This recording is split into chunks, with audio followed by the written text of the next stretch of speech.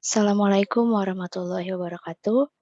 Kami dari kelompok 6 yang beranggotakan saya Amara Mega Selistianti beserta 3 teman saya, Insyira Astiani Pratiwi, Hasya Divan Tirta Saputra, dan Faidiul Haq akan mempresentasikan mengenai pembuktian dan putusan.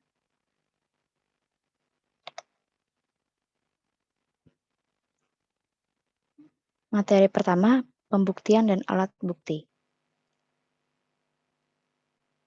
Alat bukti yang disertakan dalam permohonan akan diperiksa oleh hakim di dalam sidang. Dalam pemeriksaan itu, pemohon harus dapat mempertanggungjawabkan perolehan alat bukti yang diajukan secara hukum. Penentuan sah atau tidaknya alat bukti itu dinyatakan dalam persidangan. Terhadap alat bukti yang dinyatakan sah, MK kemudian melakukan penilaian dengan memperhatikan persesuaian antara alat bukti yang satu dengan alat bukti yang lain di dalam RPH. Terdapat macam-macam alat bukti yang dapat diajukan Mahkamah Konstitusi, yaitu yang pertama ada surat atau tulisan. Secara umum, alat bukti tertulis pada umumnya berupa tulisan yang dimaksudkan sebagai bukti atas suatu transaksi yang dilakukan atau surat dan jenis tulisan yang dapat dijadikan dalam proses pembuktian, seperti surat menyurat, kwitansi, dan catatan-catatan. Selain itu, juga dikenal adanya akta sebagai tulisan yang sengaja dibuat untuk membuktikan suatu peristiwa dan ditandatangani. Akta di bawah tangan merupakan akta yang ditandatangani di bawah tangan, surat, daftar, surat urusan rumah tangga, dan tulisan-tulisan lain yang dibuat tanpa perantara seorang pejabat umum. Akta otentik adalah akta yang dibuat dalam bentuk yang ditentukan undang-undang oleh atau di hadapan pejabat umum yang berwenang untuk itu di tempat akta itu dibuat. Lalu ada keterangan saksi. Keterangan saksi adalah keterangan yang diberikan oleh seseorang yang mengetahui, melihat, merasakan, atau bahkan mengalami sendiri suatu peristiwa yang terkait dengan perkara yang diperiksa oleh majelis hakim. Oleh karena itu, keterangan saksi diperlukan untuk mengetahui kebenaran tentang suatu fakta. Materi berikutnya akan disampaikan oleh Insyira.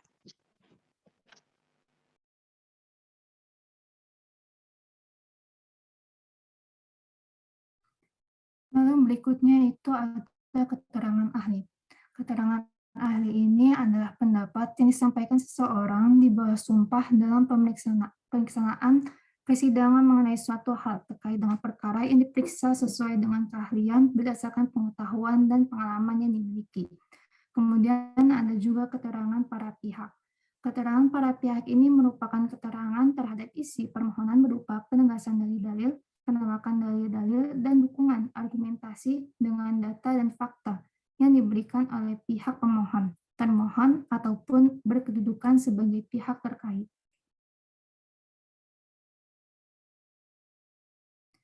Kemudian ada juga petunjuk. Petunjuk ini sebagai sesuatu yang didapatkan oleh hakim dari isi keterangan saksi, surat, dan alat bukti lain yang saling mendukung.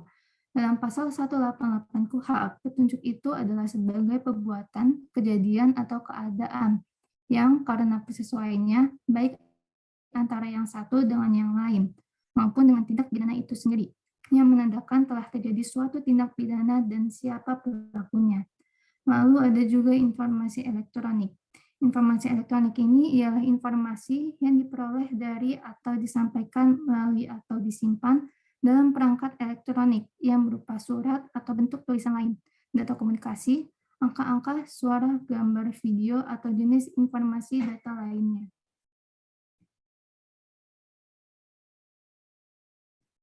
Lalu selanjutnya mengenai putusan dan jenis-jenis putusan. Putusan dalam peradilan itu merupakan produk hukum dari perbuatan hakim sebagai pejabat negara berwenang yang diucapkan dalam sidang dan dibuat secara tertulis untuk mengakhiri sengketa yang dihadapkan para pihak kepadanya.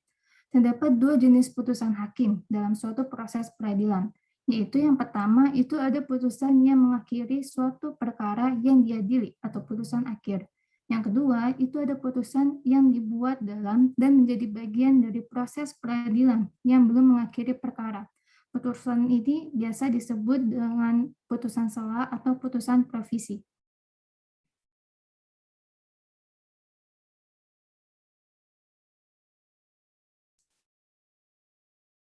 Putusan sela atau putusan provisi ini merupakan putusan yang diberikan oleh majelis hakim atas permohonan pihak yang bersengketa terkait dengan suatu hal yang berhubungan dengan perkara yang diperiksa atau atas pertimbangan hakim. Putusan selah ini berupa permintaan untuk melakukan atau tidak melakukan sesuatu atau terkait dengan status hukum tertentu sebelum putusan akhir dijatuhkan.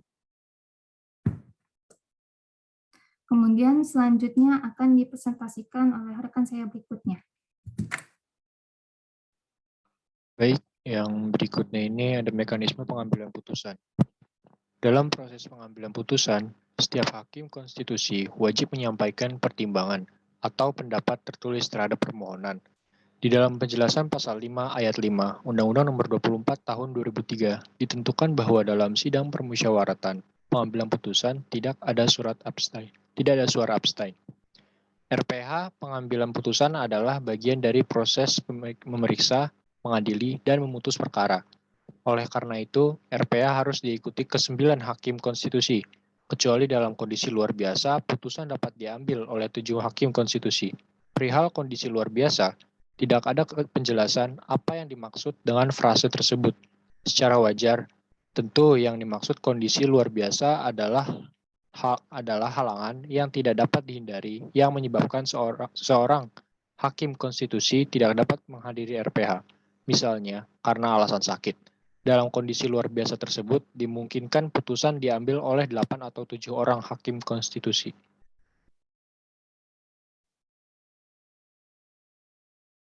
Menurut ketentuan pasal 182 ayat 5 KUHP, dalam musyawarah tersebut, Hakim Ketua Majelis mengajukan pertanyaan mulai dari hakim yang muda sampai hakim yang tertua.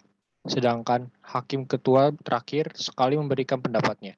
Semua pendapat harus disertai pertimbangan dan alasan-alasannya.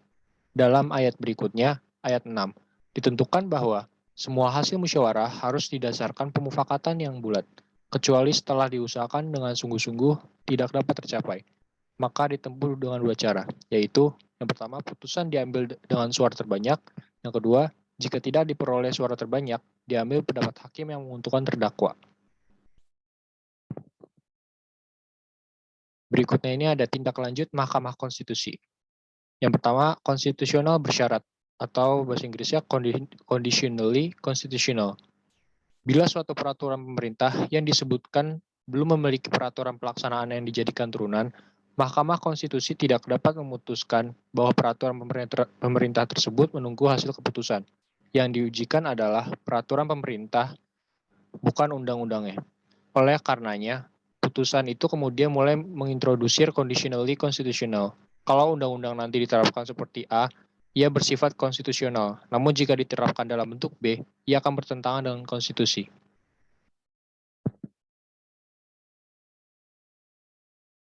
Yang kedua, tindak konstitusional bersyarat, conditionally unconstitutional.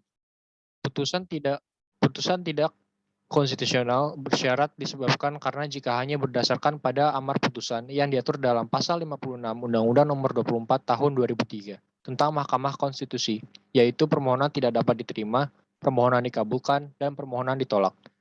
Yang ketiga, penundaan keberlakuan putusan, pembatasan akibat hukum berupa penangguhan tidak mengikatnya pasal 53 Undang-Undang KPK yang telah dinyatakan bertentangan dengan Undang-Undang 1945 sedemikian rupa dengan memberi waktu yang cukup bagi pembentuk UU untuk melakukan perbaikan agar sesuai dengan Undang-Undang Dasar 1945 dan sekaligus dimaksudkan agar pembentuk undang-undang secara keseluruhan memperkuat dasar-dasar konstitusional yang diperlukan bagi keberadaan KPK dan juga pemberantasan tindak pidana korupsi. Untuk materi selanjutnya akan dijelaskan oleh teman saya Fuha. Lalu selanjutnya ada perumusan norma dalam putusan. Salah satu contoh putusan MK yang merupakan perumusan norma dalam putusan ialah dalam putusan perkara nomor 072073 PUU 11 2004 perihal pengujian Undang-Undang Nomor 32 Tahun 2004 tentang pemerintahan daerah terhadap Undang-Undang Dasar 1945. Dalam bagian mengadili dalam putusan tersebut, Mahkamah Konstitusi menyatakan bagian tertentu dalam pasal-pasal yang diajukan permohonan sebagai bertentangan dengan UUD 1945 dan tidak mempunyai kekuatan hukum mengikat. Akibat dari penghapusan bagian tertentu tersebut, maka pasal-pasal tersebut menjadi sebuah norma baru yang berbeda dengan norma sebelumnya.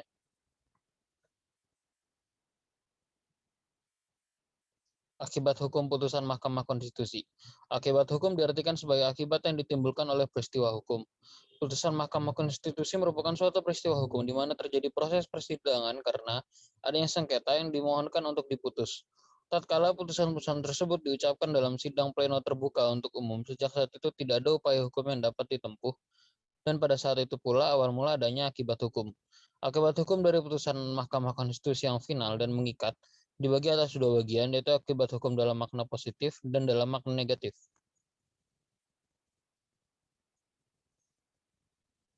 Akibat hukum dalam makna positif, yang pertama mendorong terjadinya proses politik, yang kedua mengakhiri sebuah sengketa hukum. Lalu akibat hukum dalam makna negatif, yang pertama membatalkan sebuah keputusan politik dan atau sebuah undang-undang hasil produk politik. Yang kedua, terguncang rasa keadilan pihak-pihak yang tidak puas terhadap putusan-putusan Mahkamah Konstitusi yang final dan mengikat. Dan yang ketiga, dalam perspektif ke depan dapat membawa pembusukan hukum dari dalam hukum itu sendiri. Sekian presentasi dari kami kelompok 6. Apabila ada kurang atau salah kata, mohon dimaafkan. Wassalamualaikum warahmatullahi wabarakatuh.